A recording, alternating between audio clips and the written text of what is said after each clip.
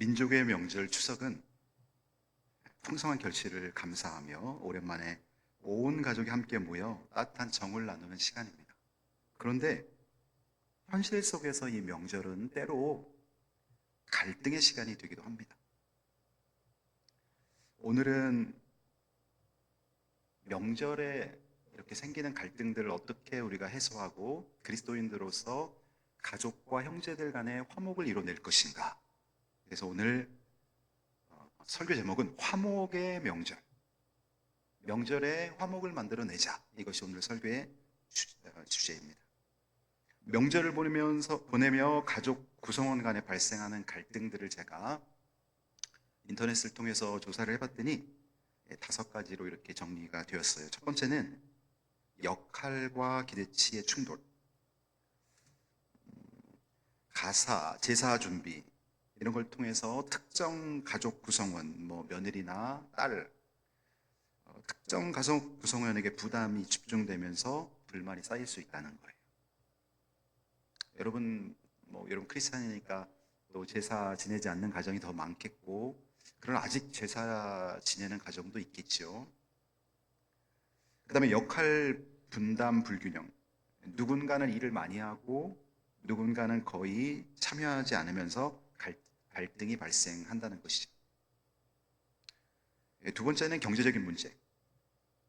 부모님께 드리는 용돈의 액수, 친척 아이들에게 주는 세뱃돈 등이 비교되면서 서운함이 생길 수 있다는 것입니다.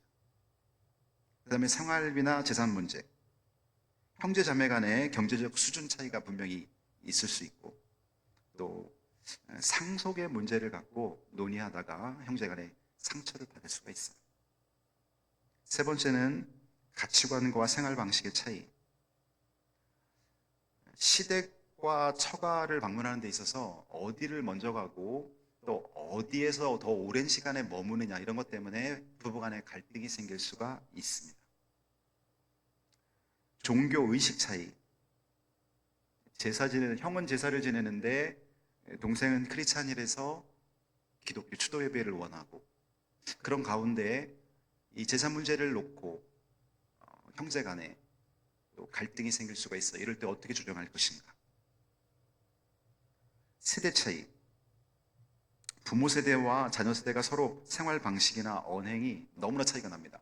여러분, 우리가 한 세대 하면 30년, 한 사람이 결혼해서 자식을 낳는 그 기준을 볼 때 한 세대가 30년으로 우리가 알고 있지만, 요즘 세대 차이는 10년을 기준으로 세대 차이가 많이 난다는 거예요.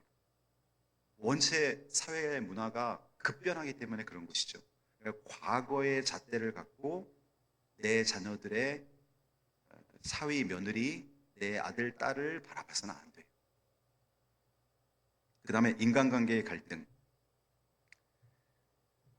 자녀들의 학업 성취나 직업, 경제력 등을 비교하면서 경쟁심과 열등감이 생길 수 있다는 거예요. 이런 부분도 민감하기 때문에 서로를 배려해야 되는 것이죠.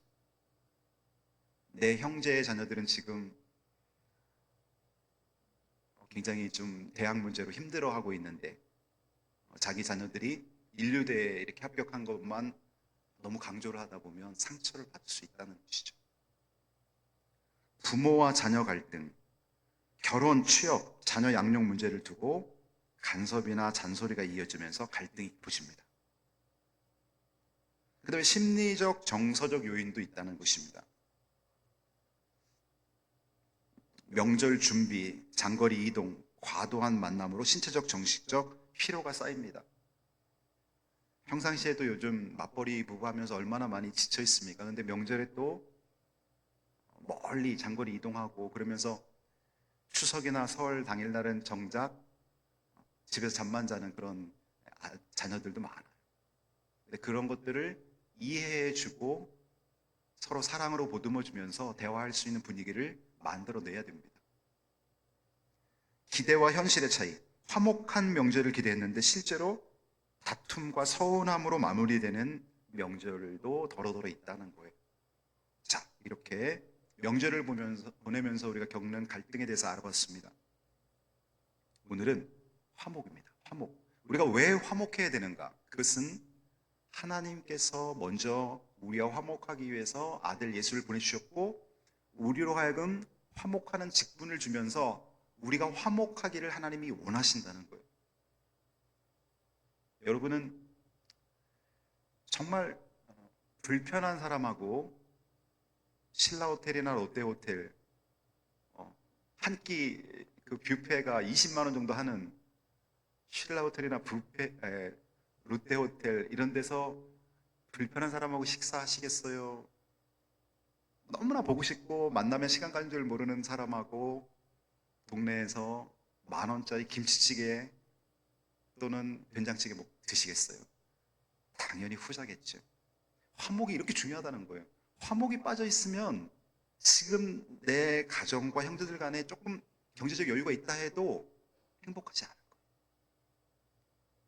반대로 조금 어렵고 빠듯한 삶을 살고 있어도, 내 육신에 약간 질병이 있어도 정말 화목하다면 그 모임에 가서 에너지를 얻고 오는 거예요. 또 가고 싶고 또 만나고 싶고. 그러니까 화목은 가정을 행복하게 하는 정말 중요한 요소. 자, 보십시오, 여러분. 제가 질문합니다. 예수님이 왜 십자가에 달리셨습니까? 저는 처음에 예수님을 로마 병정들이 죽인 줄 알았어요. 그런데 교회를 조금 다니다 보니까 예수님이 나의 죄 때문에 죽으셨어요. 내가 예수님을 죽였구나 라는 걸 알게 됐어요. 그런데 성경을 더 묵상하다 보니까 예수님은 하나님이 죽이셨구나 라는 걸 알게 됐어요. 예수님을 정작 죽인 분은 성부 하나님이시라는 걸 제가 알게 됐어요. 만일 성부 하나님이 예수님을 죽게끔 내버려 두지 않고 보호하셨다면 이 지구상의 어떤 군사력과 어떤 정권도 예수님을 죽일 수 없어요. 성부 하나님이 우리와 화목하기 위해서 아들 예수를 이 땅에 화목 제물로 보내주셨어요. 그렇다면 예수님은 정확히 말해서 성부 하나님께서 우리를 위해 죽도록 보내주신 거예요. 그래서 요한복음 3장 16절, 하나님이 세상을 이처럼 사랑하사 독생자를 주셨으니 이는 저를 믿는 자마다 멸망하지 않고 영생을 얻게 하려 하십니다.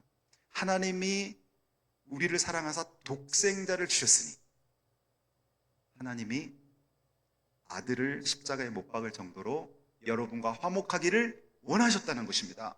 여러분, 화목은 언제 깨지냐면 죄를 졌을 경우에 하나님과 우리 사이의 화목이 깨집니다.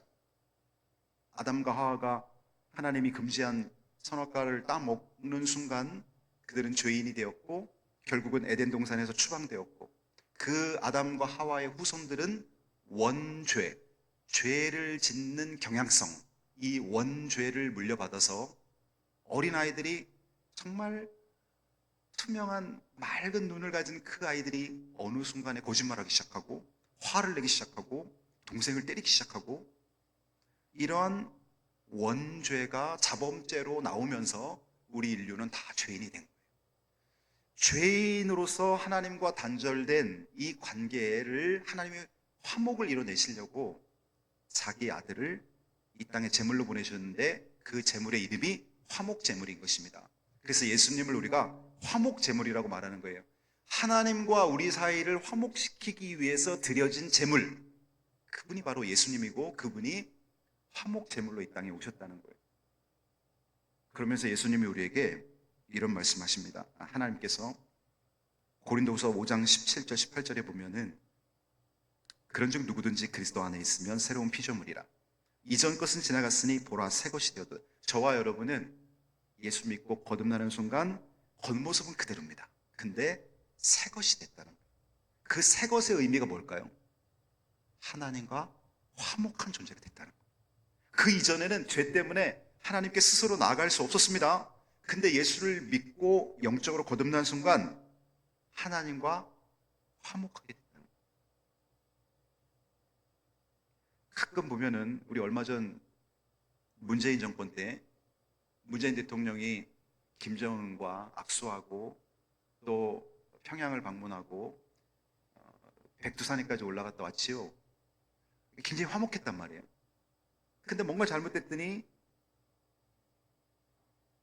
많은 이유가 있겠지만 지금 보십시오. 완전히 딴 나라를 선포하지 않습니까? 우리나라하고 조금도 연관 짓고 싶어 하지 않는 이런 완전히 다른 나라가 되어버렸어요. 화목이 깨지면 이렇게 되는 거예요. 여러분, 가정도 마찬가지예요. 부부간에도 마찬가지고요. 부모 자식 간에도 마찬가지예요.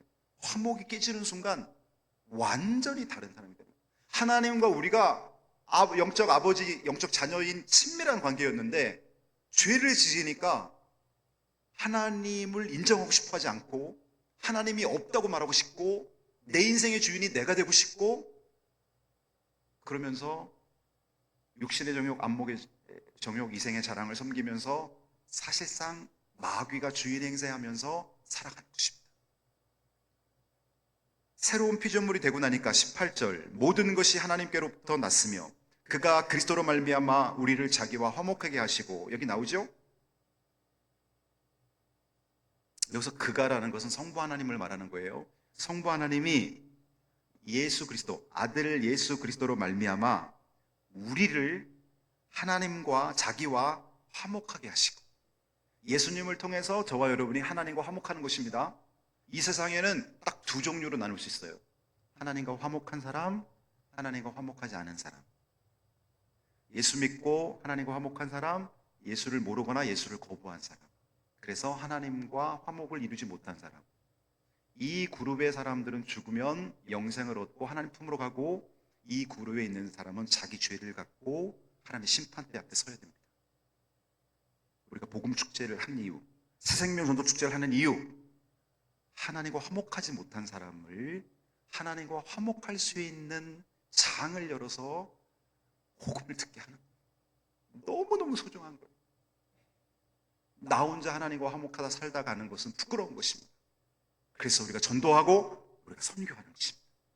자, 여기 또 하나 18절 맨 마지막 또 우리에게 화목하게 하는 직분을 주셨으니 이제 예수 믿고 하나님과 화목했잖아요. 그 다음에 화목하게 하는 직분을 우리에게 주셔서 가족끼리도 화목해야 되고 지인들, 이웃 간에도 화목해야 된다는 것입니다. 그러니 여러분, 화목은 하나님의 뜻입니다. 해도 되고 안 해도 되는 것이 아니라 화목해야 되는 것입니다. 안 믿는 사람들이 볼 때 요즘엔 교회가 돈이 많아, 요즘엔 교회가 건물이 너무나 예뻐, 이런 거를 자랑하는 것이 아니라 저 사람은 많은 사람들과 화목한 사람이야. 저 사람하고 같이 오래 있고 싶고 저 사람하고 대화 나누고 싶고 저 사람의 말은 나를 살리는 말을 해. 이런 말을 들어야 되는 거예요. 여러분, 우리 이수교회가 안 믿는 다른 사람들에게 또는 지역 교회에게 어떤 칭찬을 들어야 될까요? 이수교회는 재정이 많아. 또 교인 수도 많아. 물론 그러면 좋겠죠. 그러나 그러지 않을 수도 있는 거예요. 여러분, 초대교회 예수님이 부활하신 후에 초대교회는 인원수가 10명, 20명, 30명, 50명 미만의 교회들이 대부분이었어요. 그런데 그 안에 성령께서 역사하시면서 화목한 교회를 이뤘어요. 우리 교회가 화목해야 되는 거예요. 다른 사람이 볼 때 모든 교인들이 서로 사랑하고 주님 안에서 한 곳을 바라보며 많은 영혼들을 구원할 수 있는 화목한 교회가 되어야 되는 것이죠. 그래서 화목은 하나님의 뜻이라는 것입니다. 두 번째, 화목은 결단을 요구합니다. 화목은 저절로 되는 게 아니에요. 오늘 본문에 보면은 할 수 있거든이라는 말이 있죠.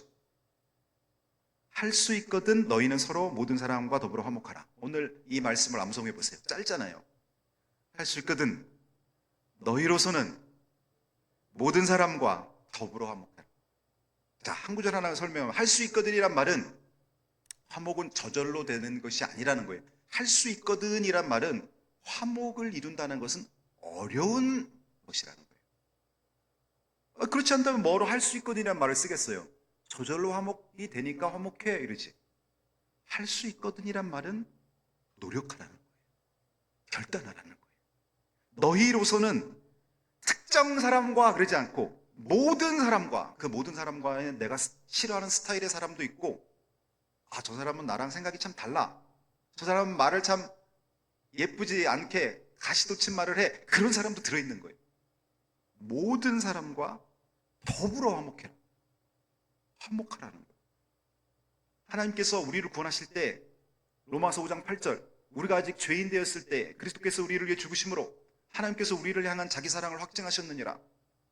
우리가 죄인 되었을 때에 예수님을 이 땅에 보내주셨다는 거예요. 우리가 착한 일하고 우리가 선한 일을 할 때가 아니라 우리가 죄인 되었을 때. 그렇다면 화목할 때 그 대상은 내 마음에 드는 사람, 나한테 예쁜 짓 하는 사람, 그런 사람만 포함된 게 아니라, 그런 사람은 그냥 화목이 되어 있죠. 화목하려면 결단이 필요합니다.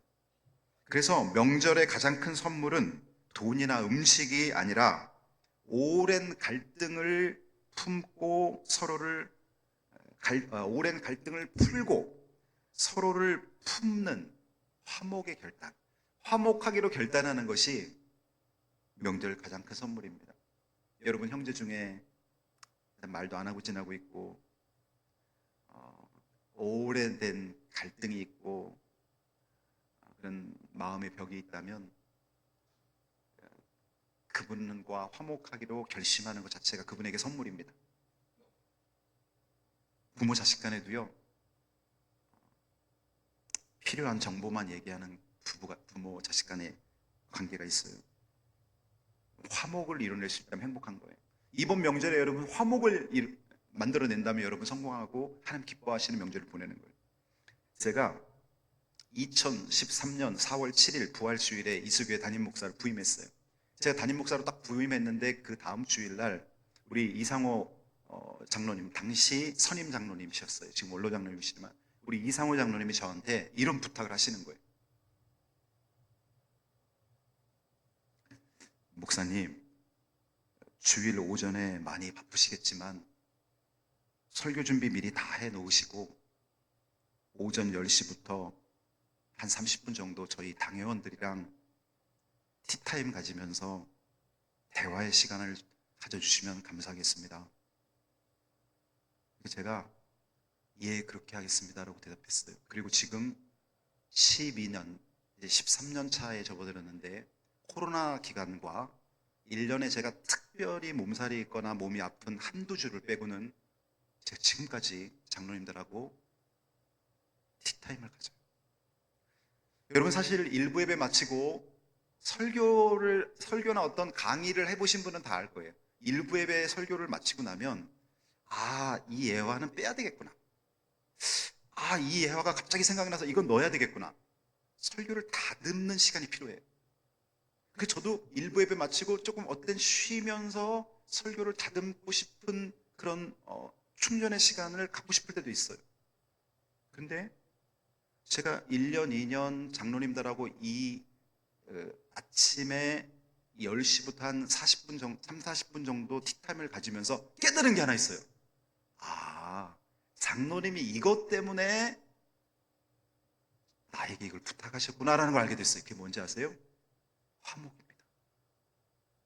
매주일 장로님들하고 모여서 교회 돌아가는 이야기, 또 성도들 가운데 어려움 겪고 있는 분들, 또 교회 건물에 금이 가거나 물이 새거나 전반적인 다양한 이야기를 하면서 특별히 한 달에 한 번이나 두 달에 한 번 모여서 당회할 때 그 주제는 우리는 평상시 다 나누고 당회 때는 결의만 하면 되는 거예요.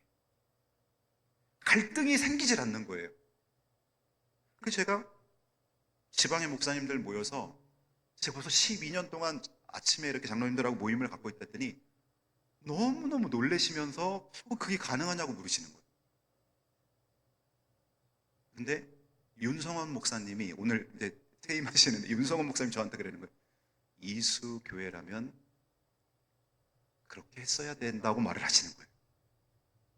과거에 어려움이 두 번, 세 번 있으면서 겪었던 성도 간의 분열과 마찰, 이런 것들이 당회가 하나 되면서 같이 나누면서 전혀 없는 거예요.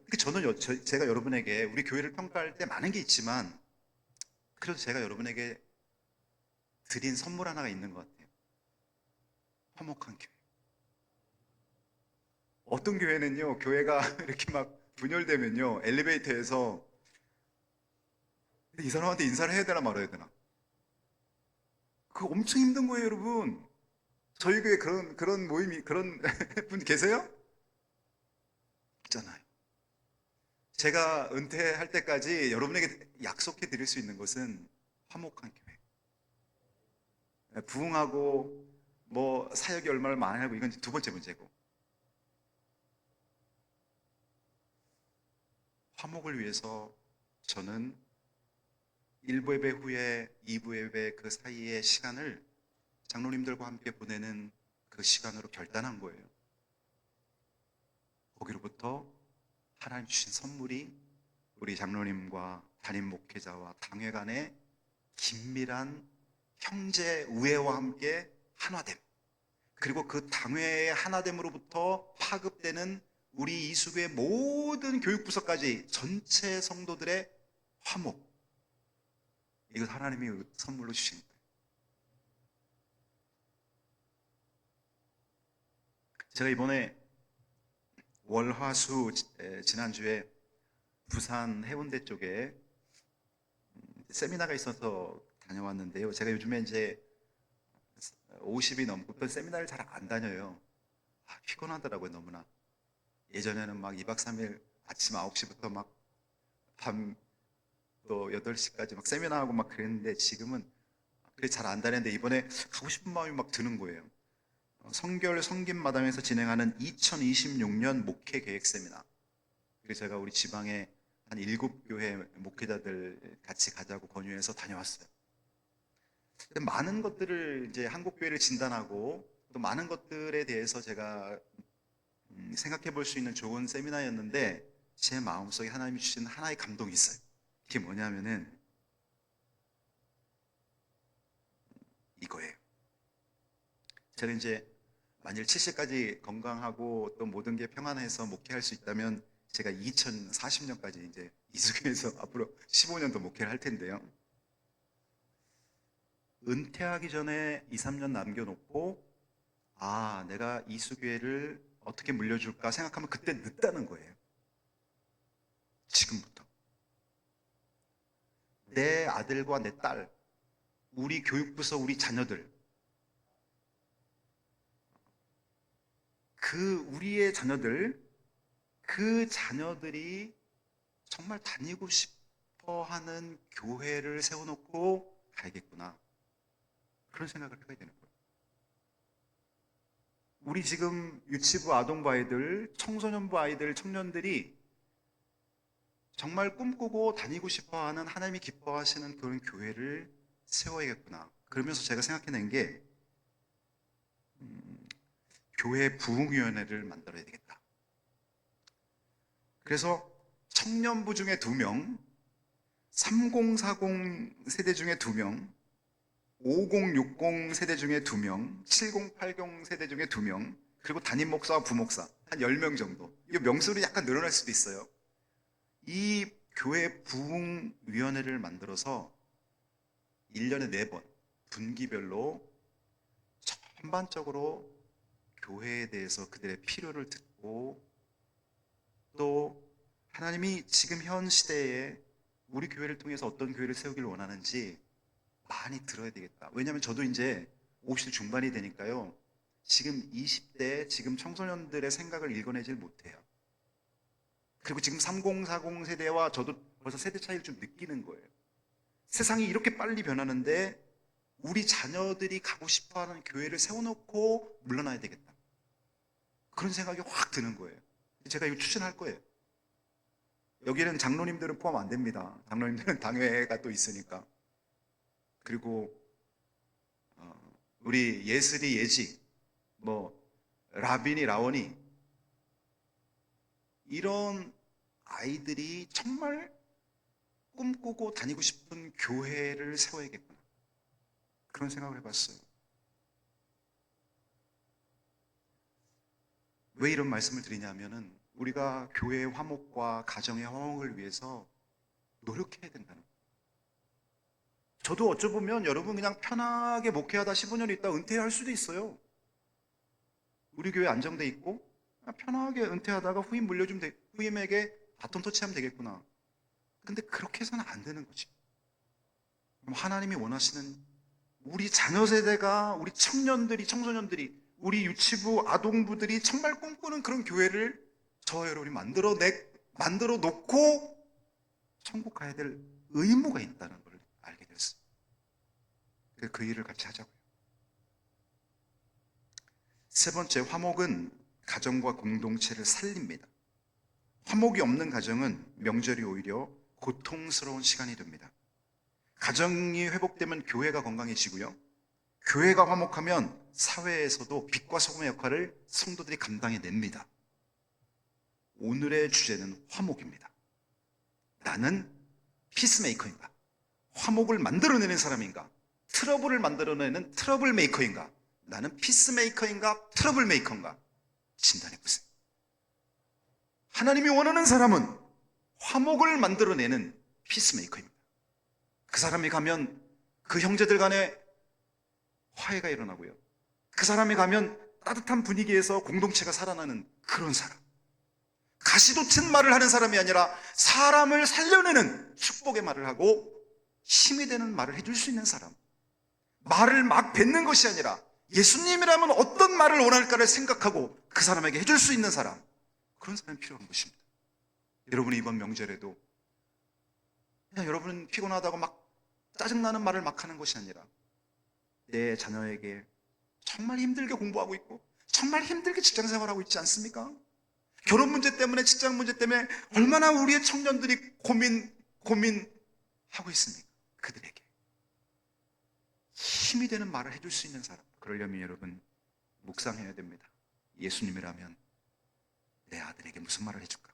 예수님이라면 이번 명절에 내 딸에게, 내 형제지간에게 무슨 말을 해줄까를 고민하고 준비한 말을 하셔야 된다는 거예요. 그 사람이 사람을 살려내는 사람이고 화목을 인도해 이끌어내는 사람입니다. 화목은 거저 만들어지는 게 아니에요. 성부 하나님은 우리와 화목하기 위해서 자기 아들을 이 땅에 제물로, 화목 제물로 보내시는 결단을 하신 것입니다. 우리도 어쩌면 그런 강한 결단을 해야 됩니다. 아브라함은 롯과 조카 롯과 땅 문제로 갈등이 생겼을 때 그는 먼저 땅을 선택할 것을 양보하면서 화목을 이뤄냈어요. 양보를 통해 화목을 이뤄냈더니 조카가 먼저 선택하고 남은 게 가나안 땅, 축복의 땅이 남아 있었어요. 놀랍죠. 화목을 위해 일하면요, 하나님이 그 사람을 위해 일해요. 또 보십시오. 요셉과 형들을 보십시오. 요셉은 형들에게 복수하지 않았습니다. 자기를 노예로 팔아버린 형들에게 복수하지 않았어요. 그리고 화해했습니다.